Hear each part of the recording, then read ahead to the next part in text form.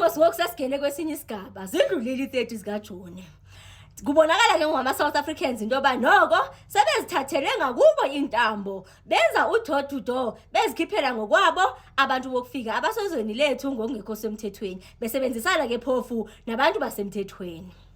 Ayike zininzi nje futhi indawo enibona into yoba ziyashukuma ngoku zime ngenyawo zibakhipha ngokwabo abantu ayike baxelela umastandi into yoba khipha abantu bakho or else sizadila nawe of which ke ngokuyamnyanzelisa nayo umastandi into yoba makathini makabakhiphe abantu abo. So baninzi nje abantu okubonakala ngathi ba-stranded yilento. So I came across quite few videos but ke ngoku I'm going to discuss about just two because they just got me thinking ezi videos eziyi-2.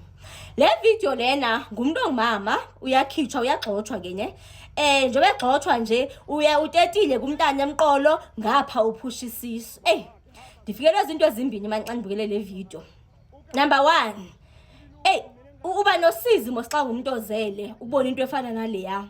But at the same time ndiphinde ndiziphendule ngokwami into yoba hey nabo kodwa aba ngoThomas bakholwa ngokubona ngoba abasebesele ngokwesesidila nabo ngaba bathe we are not going anywhere. Ndifikelwa yiloo nto leyo. Number 2, hey ndijule man into yoba hayi man bafethu asike sihlebeni ke ngosingomama. Ingabe ikhona into aba bantu abayaziyo esingayazi thina malunga nokuzala kakhulu oku? Is it possible into babayazi ba inomthelelo kanye kwi-health yomuntu inomthelelo kanye kwi-long life yomuntu kuthi hayi you will live longer uba ngabuzala ithini lento? Singafihlelani bafowethu masinga-gatekeep nje into engazingabalulekanga ncam.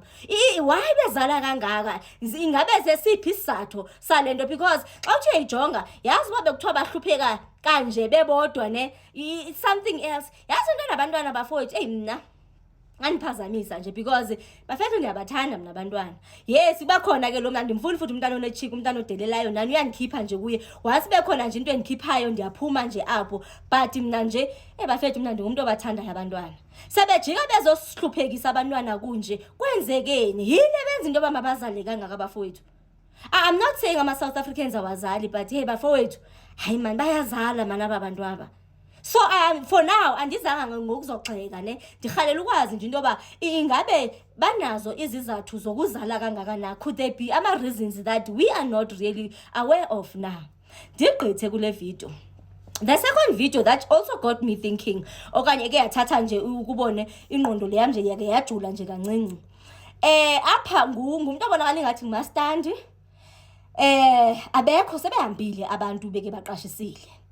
Ingathi ke ama-room lana agcwele i-furniture zaba bantu abekho bona bahambile. So ngendlela akayicingela ngayo nayo useke suspecta nje inoba badle phansi ke ngoku.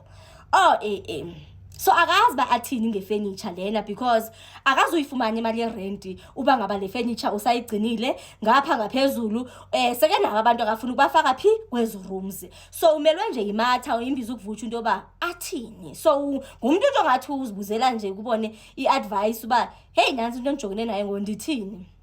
So there were different comments ke apho ke. Hayi bakhona bakhomenta into bayi makathengise, hayi bakhona bathi haya suthengisa balinde 3 months, abazabuya bapha abanye bathi 6 months, abanye bathi hayi zithathu uzibeke kwenye i-room, uyabona into nje ngathi njalo. Okay. So ndaresponda ke ngonami ndakhomenta pha ukubone. So ndikweliqela elithi mina uba ngabe ifone number umzekelo zaba bantu unazo makabafonele because andithi ngabantu beberente pha kwakhe. Makabafonele abonto bayo uyabafumana. Uba kabafumani i-furniture nje semgangathweni alright makayithengise le furniture because ababathi bazabuya ndizibuza into yoba bazabuya phi kukubi kunje. Kubani umuntu ongaphinda afuna ukubuya kwindawo kukubi kunje? But at the same time xa bebuya nawe uyazi ba kwawena xa bebuya kwakho awusekho safe kwawena naka kade. So mna ke ndivele kwi-angle futhi nokuba ubone business person into yoba because uyatsho mos into yoba akuzungena mali ye-rent.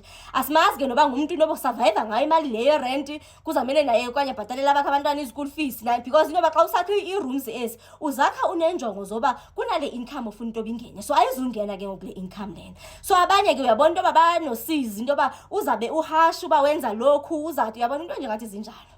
So mna ke ngoku ndizathetha le yamba ndiyarhalela into yoba nani kuma-comment section nitsho into yoba based on both because ndifuna niphendule kuzo zombini ezi scenarios ezi uba nina what is your response based on this and what is your take on it?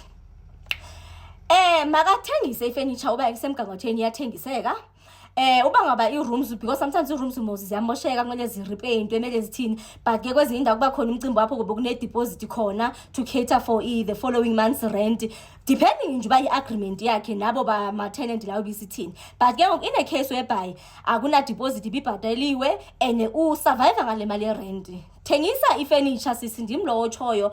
Thengisa ifurniture, then uba especially babantu abafumani, thengisa ifurniture lena, then ke ngoku uzawuske uthi ubuya bafumana you'll see into yoba nithethisana njani malunga nomcimbi wemali, because ufuna kungene abantu phi apha ezirumini zabo. It's another thing into yoba makazikhiphe azibeke ngaphandle zinethwe zimvula, omnye athi makazithathe azifake erumini, kwale room enithi makafake kuyo kungenzeka into yoba uncwase irent yaloo room leyo, because right now ininzi nje into eyenzakalayo apha ne. So makathengise athi hayi vele nomthetho kwelinye icala izavela into ethi hayi but zii-belongings zomntu, umthetho uzajika ukujikele uzathini. Right now andiqondi into yoba South Africa, including amapolisa wethu, ukhona umuntu ongazi bakwenzekani.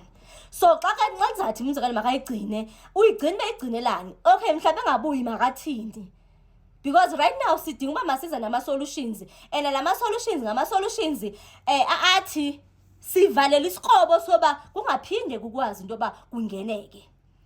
So I'm not sure, we all gonna come with different opinions ukubone. So right now please put it kuma comment section into yoba if you were in her situation ke ngoku lo sisi oxakene nabantu, ifurniture yabantu, abantu abekho bahambile, what would you do wena? She's probably not the only person inoba ofacene nento engathi ithini engathi njalo, because xa behamba badla phansi abazuripota futhi bazaje nje badle phansi, uzathi ngiyona soshike nefurniture and ngaphezulu uyazi into yoba basengakusecourt ithini nje yonke lonto lena, especially njoba ke ngoku sisithi xa behamba asisafuni into yoba mabathini mabaphinde babuye, ngoba xa usagcina into yabo okanye sezethemba loba bazabuya, it means nawe usafuna into yoba le solution kube yi-temporary solution.